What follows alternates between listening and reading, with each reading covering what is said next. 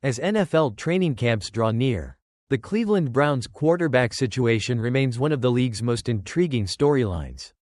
With Joe Flacco, Kenny Pickett, and rookie draft picks Dillon Gabriel and Shedeur Sanders all vying for the starting job, clarity is scarce. However, former NFL star wide receiver T.J. Houshmandzadeh recently offered a blunt assessment that might throw cold water on some of the early buzz.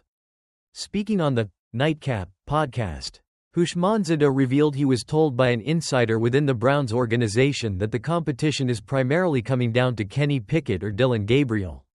This suggests that rookie Shedeur Sanders, despite some impressive practice clips, might be facing an uphill battle for the starting role. Houshmandzadeh questioned the validity of Sanders' 7 out of 9 completions, reports, asking if they were against starters or players unlikely to make the final roster. The Browns' quarterback room is certainly crowded. Joe Flacco, a veteran who found surprising success with Cleveland last season, is back in the mix, but his long-term future as the starter is uncertain. Kenny Pickett, acquired after his stint as a starter for the Pittsburgh Steelers and a backup year with the Eagles, brings recent NFL starting experience to the table. Dillon Gabriel, a standout collegiate quarterback from Oregon, was drafted earlier than Sanders, signaling the team's belief in his potential. Meanwhile, Shedeur Sanders, the high-profile rookie from Colorado, saw a significant draft slide before the Browns selected him on day 3. Adding to the narrative, Sanders has reportedly already encountered some minor off-field issues, including a speeding citation in Cleveland. While this may not directly impact his on-field performance, it's something to monitor as he navigates his rookie season. The Browns' coaching staff, led by Kevin Stefanski, has maintained that the competition is wide open, giving all 4 quarterbacks a chance. However, Houshmandzadeh's comments, combined with other reports suggesting Pickett and Gabriel are getting significant reps, indicate that the path to QB1 might be tougher for Sanders than initially perceived. There's still a lot to be decided before the Browns kick off their season against the Cincinnati Bengals. Training camp and preseason games will undoubtedly be crucial for each quarterback to make their case. Cleveland will be looking for a reliable signal caller to lead their offense. And as of now, the race seems to be tightening between Pickett and Gabriel, with the rookie Sanders needing to make a significant leap to challenge them. While stories have circulated about friction between Aaron Rodgers and some New York Jets players, particularly wide receiver Garrett Wilson, one key Jet is setting the record straight. Running back Breece Hall recently made his feelings about the former Jets quarterback, now with the Pittsburgh Steelers, abundantly clear. During an appearance on the Get Got Pod with Marshawn Lynch and Mike Robinson, Hall offered a direct counter-narrative to the idea that Rodgers was a negative presence in the Jets' locker room. He described Rodgers as a very misunderstood person and a great dude. Hall emphasized that while Rodgers comes off to people a certain way, once you truly get to know him, you realize how good of a person he is. Hall also addressed the intense scrutiny and blame that fell on the team's prominent players, including himself, Sauce Gardner, Garrett Wilson, and Rodgers, during the Jets' disappointing 5-12 season. He explained, "Last year, when you're losing games, the blame gets put on the faces of the team." However, Hall believes the struggles were more systemic. When stuff is crazy organizationally, then it's hard for players to have stability and win games. Hall's positive sentiments about Rodgers aren't isolated.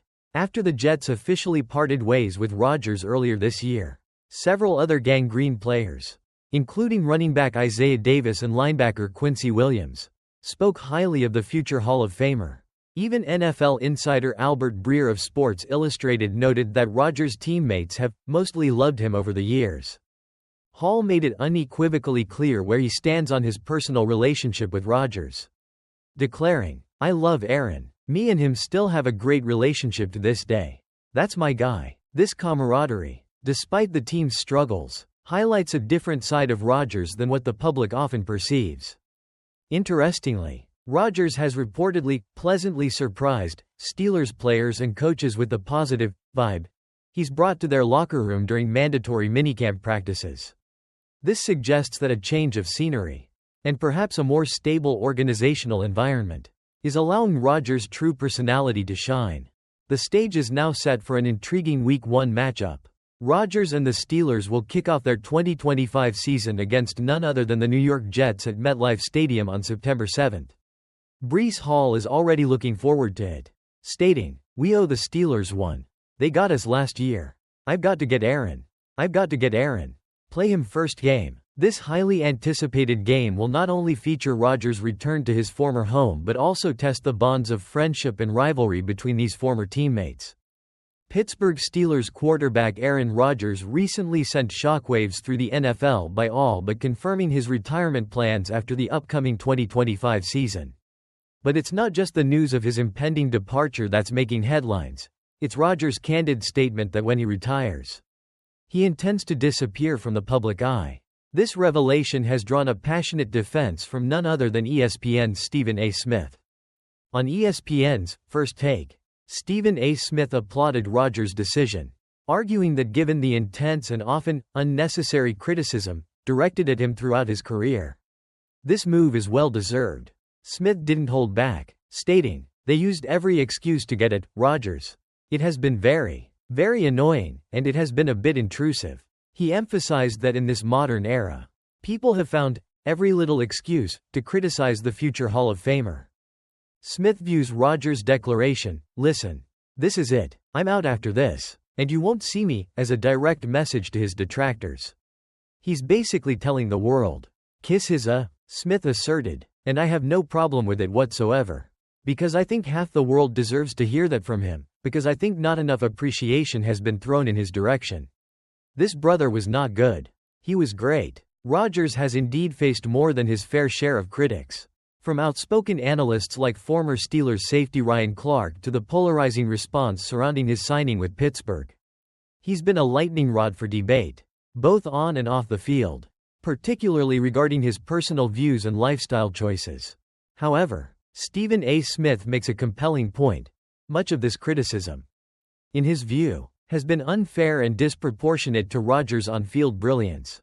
Rodgers himself has expressed his desire to empty the tank for the Steelers in what he anticipates will be his final season. "Giving everything that I got, and being super comfortable and satisfied with whatever happens." He's looking forward to finishing his career with a special franchise like the Steelers, under coach Mike Tomlin, as Aaron Rodgers prepares for what could be his final dance in the NFL. The debate around his legacy and public persona continues. But for Stephen A. Smith, Rodgers' decision to withdraw from the spotlight is not just understandable, but a powerful statement against years of what he sees as unwarranted negativity. The Pittsburgh Steelers and their superstar pass rusher, T.J. Watt, are in the midst of critical contract negotiations as the 2025 NFL regular season approaches. Watt, who is entering the final year of his four-year, $112 million deal signed in 2021, has yet to ink an extension, sparking widespread speculation. However, a recent report from NFL insider Jeremy Fowler offers a very optimistic outlook for Steelers fans. On ESPN2, Fowler revealed that the Steelers are optimistic about reaching a deal with Watt, stating, "My sense is that he will probably be the highest-paid pass rusher in the league when this is all said and done." This is a significant projection, as it would mean Watt eclipses the current market-setting contract held by Cleveland Browns star Myles Garrett. Garrett signed a four-year, $160 million deal last offseason, averaging $40 million per year, making him the highest-paid non-quarterback in the NFL. For Watt to surpass this, he'd be looking at a groundbreaking new deal. Despite being 30 years old, the Steelers reportedly believe Watt still has several good years left. And with his incredible production, it's easy to see why. Watt has led the NFL in sacks in 3 of the past 5 seasons and has accumulated 108 sacks in just 8 career seasons, ranking him 4th all-time among active players. He's also a 4-time first-team All-Pro selection and the 2021 AP Defensive Player of the Year. Watt's absence from mandatory minicamp, which resulted in over $100 in fines, signals his leverage in these negotiations. However, those fines would be a mere drop in the bucket if he secures the type of deal Fowler anticipates. The timing of this potential extension is also crucial, especially with Dallas Cowboys star Micah Parsons also expected to sign a new contract soon. Parsons' deal could also reset the pass rusher market, potentially driving up the price even further for Watt if his contract comes after Parsons. Historically, the Steelers tend to finalize these high-profile extensions closer to training camp or in late July. While no deal is imminent, the strong optimism from both sides, coupled with Watt's stated desire to be a Steeler for life, suggests that fans can expect their defensive cornerstone to remain in Pittsburgh. Likely as the league's new highest-paid pass rusher, Pittsburgh Steelers quarterback and four-time NFL MVP Aaron Rodgers recently made a bombshell announcement that has sent ripples through the league, particularly irritating some prominent sports voices in Boston. Rodgers revealed during an interview on The Pat McAfee Show last week that the upcoming 2025 NFL season is likely going to be his last. This revelation, made before training camp has even begun, drew immediate and strong criticism from Boston's WEEI radio hosts Greg Hill, Courtney Cox, and Chris Curtis. On The Greg Hill Show on Friday, the trio teed off on Rodgers, accusing him of attempting to orchestrate a farewell tour for his final year. Greg Hill didn't hold back, calling the timing of the announcement a douche move. He argued that for Rodgers to declare his retirement plans before the season even starts is selfish, setting up a situation where teammates and opponents alike will be constantly bombarded with questions about his impending departure. Co-host Courtney Cox echoed his sentiment, lamenting that Steelers players will have to endure hearing about Rodgers' retirement all season long when their focus should be on winning games. She directly challenged Rodgers' motives, stating, "Give me a break with the, I just wanted to do this for fun for my final season. No. You did it so that you could tell everybody you're retiring and have a farewell tour. That's why you did it. You're an egomaniac, a narcissist." Cox, however, did admit to being a hypocrite, confessing that if her beloved Tom Brady had done the same, she would have celebrated it. "The fact that it's Aaron Rodgers, that's why I hate it," she confessed, highlighting the deep-seated rivalry and personal feelings often present in sports media. Chris Curtis piled on, simply calling Rodgers loathsome, and questioning the Steelers' decision to bring him in for what he implied was a mere spectacle. For his part, Rodgers maintained his commitment to the Steelers, stating he plans to empty the tank. He expressed excitement about playing for Mike Tomlin and being part of a special franchise with high expectations. Rodgers signed a one-year deal with Pittsburgh earlier this month, a contract that further aligns with his plan for 2025 to be his final run. As the 2025 NFL season approaches, it's clear that Aaron Rodgers' final chapter with the Steelers will be under an intense spotlight, with opinions sharply divided on his approach to his potential swan song.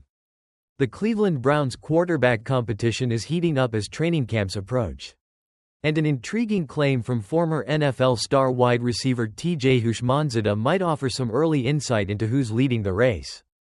Houshmandzadeh recently stated that, according to a source inside the Browns organization, Shedeur Sanders and Joe Flacco are currently behind Dillon Gabriel and Kenny Pickett for the starting job.